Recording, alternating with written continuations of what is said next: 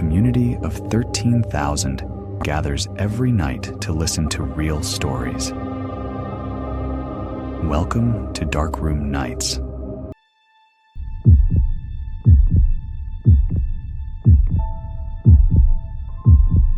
I was 14 years old at the time. It was a normal night, nothing special about it. Around 9 p.m., I was at my little cousin's house. I had agreed to babysit him while the adults were out. My mom and aunt had gone shopping, and my dad and uncle were at the movie theater. It was supposed to be an easy evening.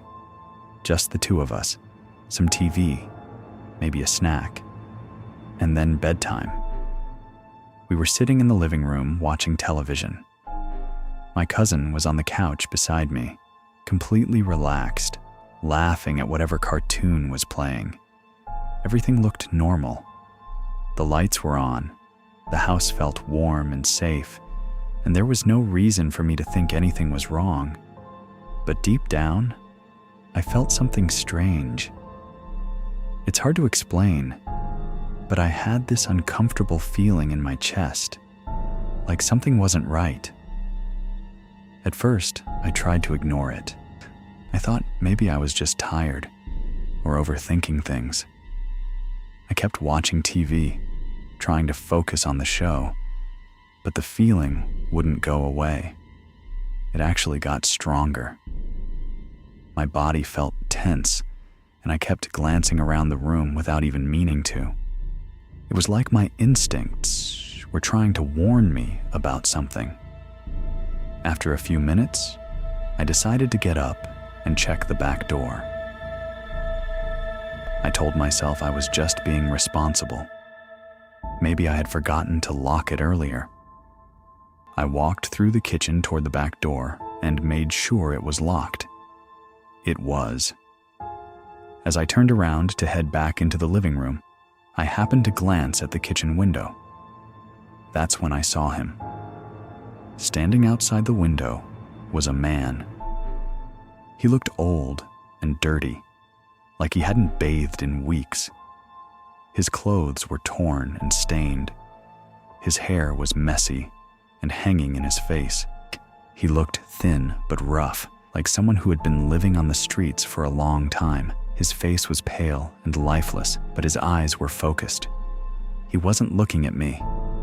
He was staring directly into the house at my little cousin. For a second, my heart stopped. Every strange feeling I had suddenly made sense. That was it. That was what my body had been trying to tell me. Someone was out there. I didn't scream. I didn't react. I knew if I showed fear, it could make things worse. I forced myself to act normal. I pretended like I hadn't seen anything. I walked calmly back into the living room. I told my cousin that it was getting late and that our parents would be home soon.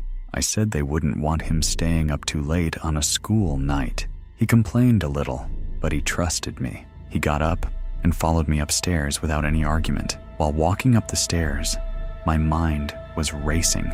I knew that man was still outside. I didn't know what he wanted, but I knew it wasn't good. I could feel it. I helped my cousin get into bed and tucked him in. He looked up at me and asked why I seemed serious all of a sudden. I told him everything was fine and that he just needed to go to sleep. Inside, I knew things were far from fine. At that time, I was about 5 feet 8 inches and weighed around 125 pounds.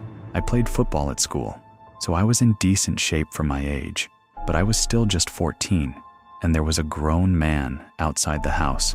Once my cousin was in bed, I quietly walked back downstairs. I didn't want to waste time. I went straight into the kitchen and opened one of the drawers. I grabbed a meat tenderizer hammer. It was heavy and solid. It wasn't a weapon meant for fighting, but it was the best thing I could find. I turned toward the window again, the same place where I had seen him standing. He was gone. My heart started pounding even harder. That was worse. If I couldn't see him, that meant he could be anywhere. I ran to the front door and checked the locks. The deadbolt was locked. The knob was locked too.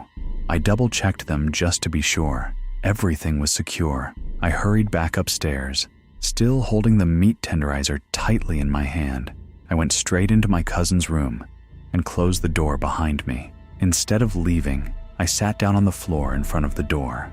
My cousin lifted his head from the pillow and asked what I was doing. I told him not to worry and that I just wanted to make sure everything was okay. I told him to keep his head low and stay in bed. He could tell something was wrong now. His eyes were wide, but he stayed quiet. I pulled out my phone and called the police. My voice shook a little as I explained that there was a man outside the house and that I believed he was trying to get in. The operator told me officers were on the way, but it could take around 30 minutes. 30 minutes felt like forever. After that, I called my dad and uncle. They were about 45 minutes away at the movie theater. They told me to stay calm and keep the doors locked. They said they were leaving immediately. Then it happened. I heard glass shatter downstairs. The sound echoed through the house, sharp and loud. My cousin jumped in bed, and I felt my entire body go cold. Someone had broken a window. A few seconds later, I heard heavy boots hitting the floor downstairs. Slow, steady footsteps. He was inside. I leaned closer to my cousin and whispered for him to stay calm. I told him to hide under the covers and not make a sound. I told him no matter what he heard, he had to stay quiet. The footsteps moved around the main floor. I could hear him walking through the living room, then the kitchen. Every step sounded heavy and deliberate. It felt like he wasn't in a rush, like he was exploring. I tightened my grip on the meat tenderizer. My hands were sweating, and my heart was beating so hard I thought it might burst out of my chest. I had never been that scared in my life. About 5 minutes passed, though it felt much longer. Then I heard the boots on the stairs. Each step creaked as he climbed higher. My cousin's bedroom door was less than 10 feet from the top of the stairs. If he came down the hallway, he would reach us in seconds. I could barely breathe. The footsteps reached the top. I heard him walk down the hallway. He tried the door to my aunt and uncle's room. I heard it open. He stepped inside. After a few moments, he came back out. Then he opened the bathroom door. I could hear him moving around inside, maybe checking behind the shower curtain. I sat there on the floor, ready to swing that hammer if he even touched my cousin's door. I didn't know if I could win against a grown man, but I knew I would try. There was no way I was letting him near my cousin. After checking the upstairs rooms, the man walked back toward the stairs. The footsteps slowly went down again. I didn't relax, though. I stayed in position. A few seconds later, I heard a door open downstairs. It was the basement door. The old hinges made a loud creaking sound. Then I heard his boots going down the basement steps. And then, silence. 15 long minutes passed. I didn't move from that spot. My legs were starting to go numb, but I didn't care. I stayed there, guarding that door. Finally, I heard sirens in the distance. The sound grew louder and louder until flashing red and blue lights lit up through the windows. The police burst into the house, shouting commands. I heard them searching the basement. There was yelling, then more shouting. After a few minutes, everything went quiet again. An officer came upstairs and knocked on the bedroom door. He told us it was safe.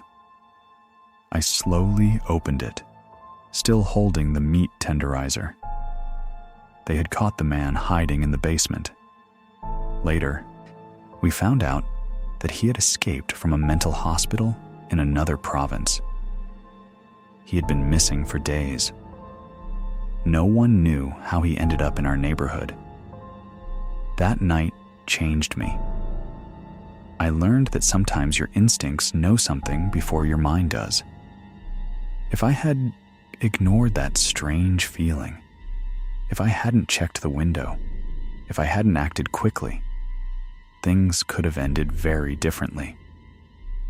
I was only 14, but in that moment, I wasn't just a kid babysitting. I was the only thing standing between my little cousin and a dangerous stranger, and I will never forget the sound of those boots on the stairs. Was sitting on his back porch with a cup of coffee. He lived alone in a rural area, miles away from the nearest town. His house was surrounded by open land and thick trees. It was peaceful, private, and usually very calm. He enjoyed those quiet mornings more than anything. Sitting outside, watching the mist lift off the grass, listening to nature wake up. That was part of the reason he had moved out there in the first place. No noise, no traffic, no neighbors close enough to bother him. Just space and silence. Behind his house was a wide stretch of land that led into a tree line. Beyond those trees, he often used his backyard as a small personal shooting range.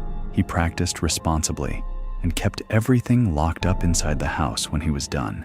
That morning seemed no different at first. As he sat there sipping his coffee, he happened to glance toward the trees. At first, he thought his eyes were playing tricks on him. He saw movement between the branches, like someone pushing through the brush. He assumed maybe it was a deer or some other animal.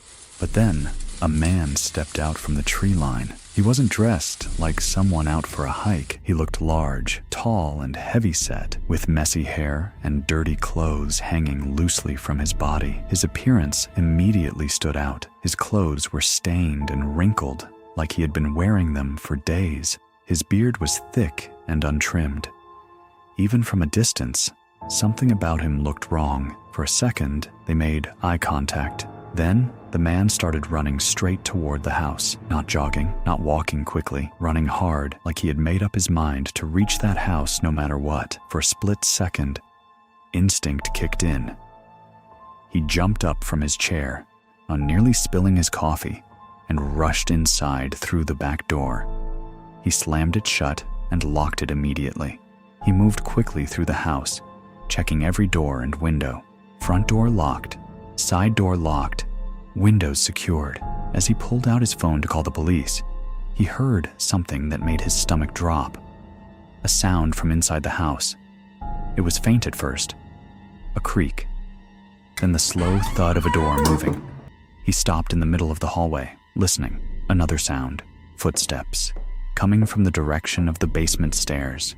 What he didn't know at that moment was that the man had already been inside the house before, hiding in the basement while my friend slept upstairs, completely unaware. The intruder must have unlocked the basement door that led into the main house. Now, as my friend stood there on the phone with the emergency operator, the man from the tree line wasn't outside anymore. He was inside. The operator was asking questions, trying to stay calm, telling him officers were on the way. But my friend's focus had shifted. He could hear the basement stairs creaking now, slow, heavy steps coming upward.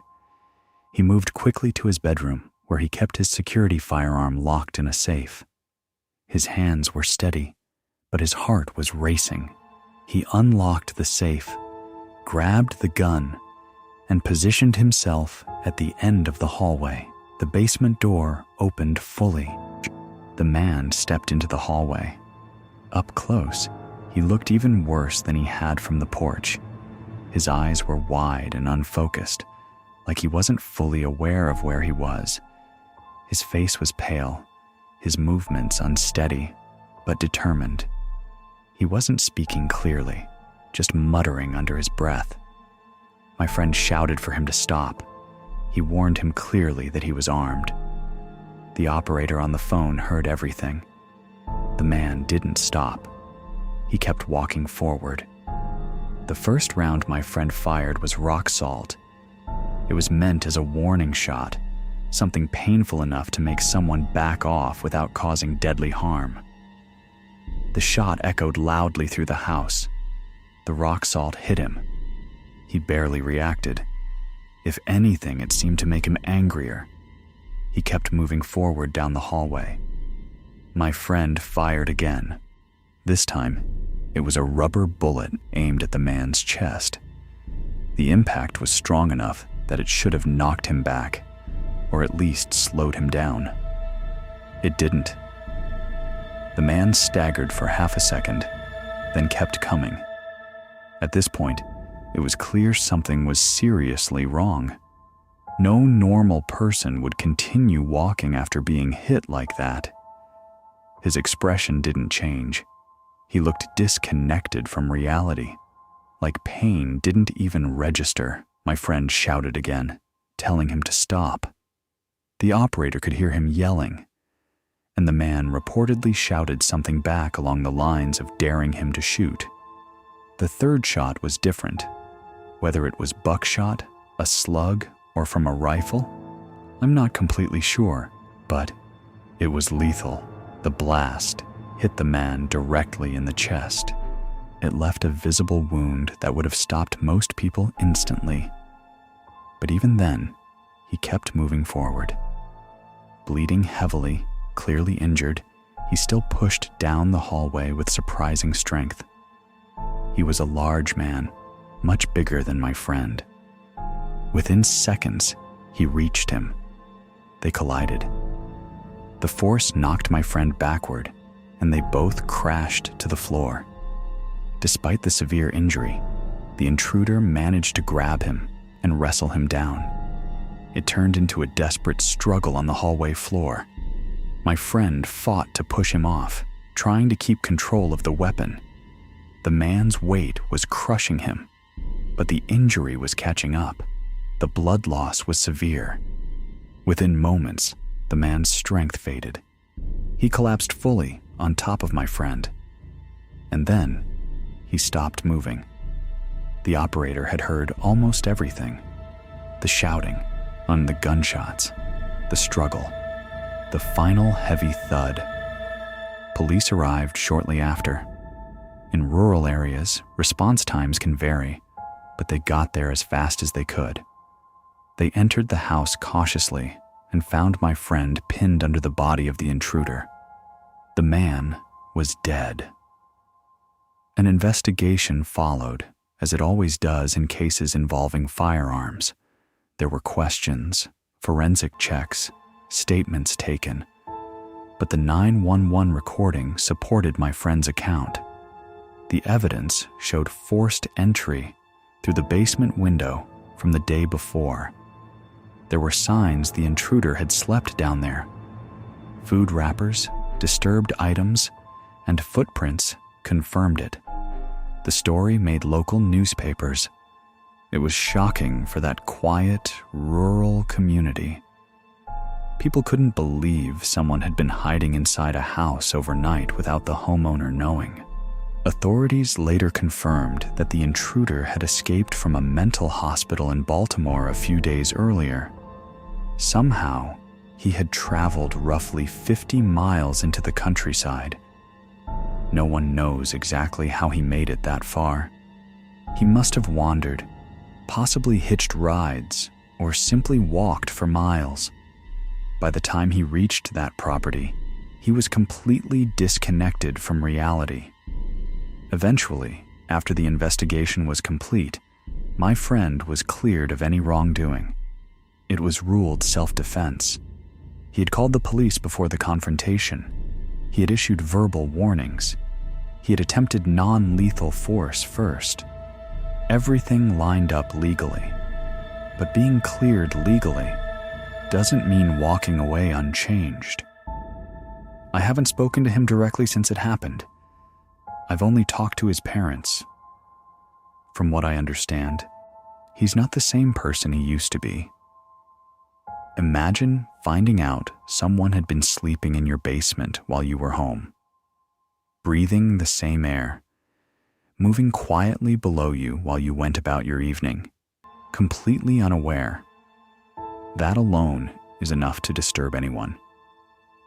Add to that the memory of a man charging at you despite being shot multiple times, the sound of gunfire inside your own home, the weight of someone dying on top of you. That kind of thing doesn't just fade away. He still lives out there, from what I've heard. But I can't imagine he sits on that porch the same way anymore. I doubt mornings feel as peaceful as they once did. Sometimes, the scariest part isn't the fight itself. It's realizing how close danger was before you ever saw it coming. A few years ago, I was living in a split-level duplex with my ex. We had 4 cats and a foster black lab mix at the time. The place itself wasn't very big, but it had enough space to feel comfortable. The upper level had the main living area, kitchen, and 1 bedroom. The lower level was what they called a daylight basement. It had a family room that I turned into an office and exercise space, another bedroom, and a small laundry room with a bathroom. From the outside, it looked like a normal home, but because of the split-level design, the lower floor sat partly underground. There were windows down there, but they were at street level. If you were walking by on the sidewalk, you could look straight into them. For some reason, I never felt completely comfortable downstairs. The cats never liked going down there either. Not one of them. They would sit at the top of the stairs and stare into the lower level like it offended them. If I carried one down, they would immediately bolt back upstairs the second I put them down. The foster dog hated it even more. He was usually relaxed and friendly, but if I tried to bring him downstairs, he would resist hard. His tail would tuck, his ears would go back, and he would pull toward the stairs like something down there scared him. I tried to ignore it. I told myself it was just darker down there, maybe colder, maybe the smell of the laundry machines bothered them. Animals can be weird about small things. Still, I couldn't shake the constant feeling that I was being watched whenever I spent time in that lower level. At first, I blamed the windows. They were large enough to let in light, but they were positioned right at street height. If someone was walking past, they could glance in. Even when I knew logically that no one was out there, I still felt exposed, like eyes were on me. There were 2 experiences that really stuck with me. The first one happened while I wasn't technically alone, but it set the tone for everything that came after. One evening, I was downstairs doing laundry. I had my headphones in, listening to music while sorting clothes. My ex was upstairs gaming. When he played, he became completely unaware of the world around him. You could probably set off fireworks in the kitchen, and he wouldn't notice. I was standing in front of the washing machine, loading clothes into it, when I suddenly heard a sharp snapping sound right next to my ear. It wasn't faint. It wasn't distant. It sounded exactly like someone standing inches behind me, snapping their fingers to get my attention. I jumped so hard I nearly dropped the laundry basket. I yanked my headphones off immediately and spun around. There was no one there. The room was empty. The basement door was still closed. No footsteps, no movement, no sound at all. Just the hum of the washer and my own breathing. I stood there frozen, waiting to hear something else. Nothing happened. I even walked to the stairs and called up to my ex, asking if he had come down for a second. He shouted back that he hadn't moved from his chair. I told myself it was my imagination. Maybe the headphones shifted and made a strange noise. Maybe it was the washer clicking. Maybe my brain filled in a sound that wasn't really there. I didn't want to overthink it. I already didn't like being downstairs, and I didn't need to make it worse by convincing myself something strange was happening. So I brushed it off, but the uneasy feeling never went away. The second experience happened a few weeks later, and this time I was completely alone. My ex had gone to visit his family in a nearby city for the day. He took 2 of the cats and the dog with him. The other 2 cats stayed home with me. The house felt unusually quiet without the dog moving around. I was downstairs in my makeshift office, sitting at my desk. This was back in the early 2000s, before smartphones were common. If you wanted coupons, you printed them off the internet. I had found a few good deals and was waiting for them to print. The basement was quiet, except for the soft sound of the printer working. Then I heard it. The sound of the front door unlocking. Clear as day. First, the metallic click of the key turning in the lock, then the creak of the door opening, then the solid sound of it closing again. My heart didn't even jump at first because it sounded completely normal. It sounded exactly like my ex coming home. I even heard footsteps on the small landing area just inside the front door. Without thinking, I called out, "Hey, you're back early." I expected to hear him answer. Maybe the dog barking excitedly. Maybe the cats meowing in protest. But there was nothing. No voice. No movement. I waited a second, assuming he just hadn't heard me. I stood up from my desk and walked toward the bottom of the stairs. From there, I could see up to the landing near the front door. It was empty. The front door was closed. No one was standing there.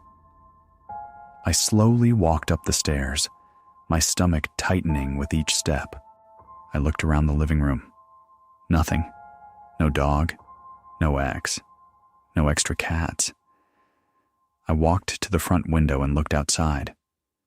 The driveway was empty. No car. No unfamiliar vehicles parked along the road either.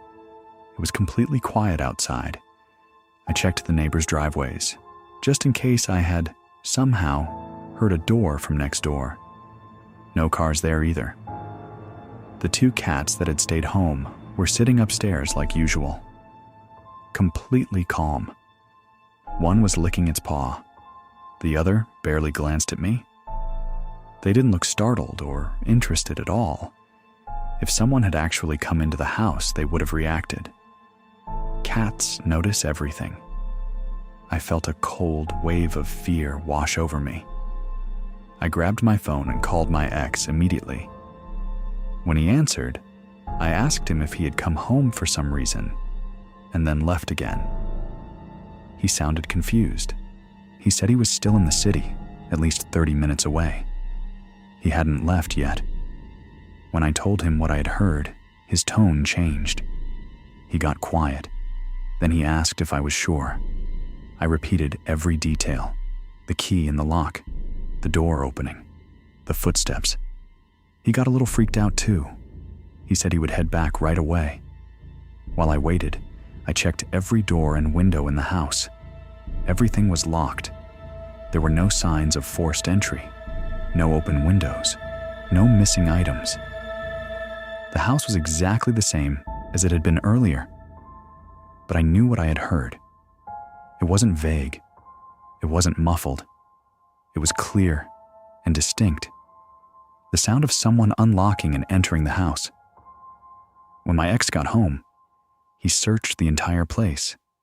Closets, basement, bathrooms. There was no one there. We ended up sitting in the living room for a long time, both of us trying to come up with explanations. Maybe it was a neighbor's door and the sound traveled strangely. Maybe the building shifted and made a noise that sounded similar. None of the explanations felt right. After that day, we made a small change. If he ever left town again, he would leave the dog with me. Even though the dog hated being downstairs, his presence made me feel safer. He was sensitive to everything. If something was wrong, he would know. What unsettled me the most was that I have never experienced anything like that, before or since. I have never had auditory hallucinations. I've never imagined sounds that weren't there.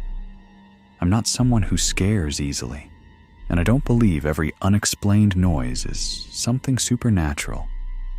but those 2 moments downstairs felt real. The finger snap in my ear, the front door unlocking when no one was there. Even now, years later, I can replay those sounds perfectly in my mind. They were crisp and unmistakable. I don't live there anymore. I don't even think about that duplex often. But sometimes, when I'm home alone and I hear a normal house noise, I remember that basement. And I remember how it felt to hear someone come home when no one actually did.